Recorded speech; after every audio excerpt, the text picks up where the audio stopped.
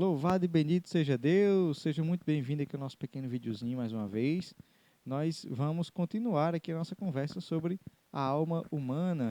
Esse já é o terceiro videozinho que nós colocamos aqui. Espero que você goste. Caso você tenha mais alguma dúvida, queira saber sobre alguma coisa a mais que não ficou bem claro, você pode comentar aqui, deixar nos comentários que a gente vai tentar responder, se possível, tá bom? Olha, no primeiro vídeo nós falamos sobre a essência da alma humana, né? Nós fomos lá no Catecismo da Igreja Católica, no número 33, para dizer que a alma humana é uma semente de eternidade, né, que foi plantada por Deus em nós. Então é aquilo que nós temos de eterno, né? A essência de Deus que nós temos em nós é a nossa alma, né? Porque a alma humana ela é eterna. Por isso nós fomos criados à imagem e semelhança de Deus. Deus, ele é eterno, santo, criador do céu e da terra, e ele plantou em nós essa semente de eternidade, segundo o Catecismo da Igreja no número 33, tá bom? Você pode dar uma olhadinha lá. É muito importante que você conheça sobre essas coisas. No segundo vídeo nós falamos sobre a alma penada. O que é que a igreja diz sobre a alma penada? E nós aí trouxemos o padre Gabriel Amorth, né? O padre Gabriel Amorth foi um exorcista muito famoso, né? Ele foi exorcista-chefe do Vaticano, instituído pelo Papa João Paulo II. O padre Gabriel chegou a morar com o padre Pio no mesmo mosteiro. Ele morreu em 2016 com mais de 90 anos, né? Então, ele deixou aí vários livros, né, falando sobre o assunto, e um dos livros dele nós usamos para dizer que não existe alma penada, né? Não existem almas vagando, e lá na Bíblia também nós colocamos para você, no vídeo passado, a leitura de do pobre Lázaro, né, e do rico, onde o próprio Jesus ali afirma que existe um abismo muito grande entre os que estão no céu e os que estão no inferno, e, consequentemente, os que estão aqui na nossa vida presente. Então, assim como o bom ladrão foi julgado automaticamente, nós também seremos. O bom ladrão, lá no alto da cruz, ao lado de Jesus, disse: Mestre, lembra-te de mim, né, quando entrares no teu reino. E Jesus disse: ainda hoje estarás comigo no paraíso. Isso significa que foi um julgamento automático. A partir da misericórdia, do arrependimento do bom ladrão, Cristo viu o coração dele e o julgou. Julgando ele, concedeu o paraíso automaticamente. E acontece conosco assim também.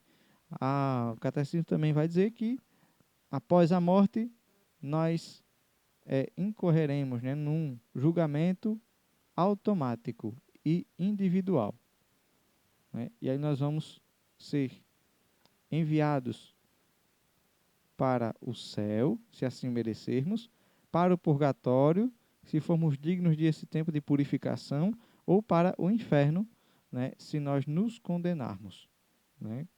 Então, esses são os destinos da alma humana logo após a morte. E, para falar mais um pouquinho sobre isso, eu trago novamente o padre Gabriel Amorth, né? Eu vou mostrar aqui a carinha dele, que eu estou com outro livro que tem o rostinho dele, né? É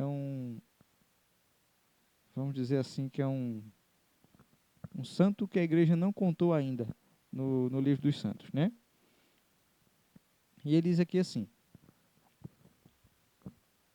ainda sobre as almas penadas.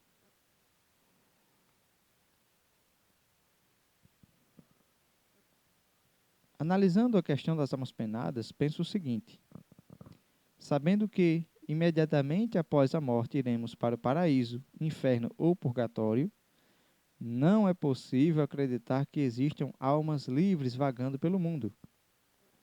No velho rito dos exorcismos, havia uma ressalva contra o risco de que se interpretassem presumíveis possessões ou perturbações espirituais como tendo sido causadas por um falecido condenado. Parece-me uma posição razoável. Com efeito, são demônios que assim se camuflam. Então, essa é a pergunta que nós respondemos. Nós deixamos essa pergunta no último vídeo. O que são, então? Se não é alma penada, isso que anda por aí, nos cultos, né, que nós vemos aí em outras religiões, outras denominações, se não são almas de defuntos, se não são almas de entes queridos, o que são, então? E aí o padre Gabriele responde aqui para nós, com efeito, são demônios que se camuflam. Camuflam. Ou seja, se fazem passar por almas de entes queridos, se fazem passar por almas de parentes já falecidos, se fazem passar por aquilo que eles quiserem. Porque eles têm poder e autonomia para isso. Né, de nos tentar com espécies inteligíveis, como diz o outro padre Fortea, também no seu livro, A Suma de Demonologia. Ele diz que o demônio nos tenta com espécies inteligíveis, ou seja,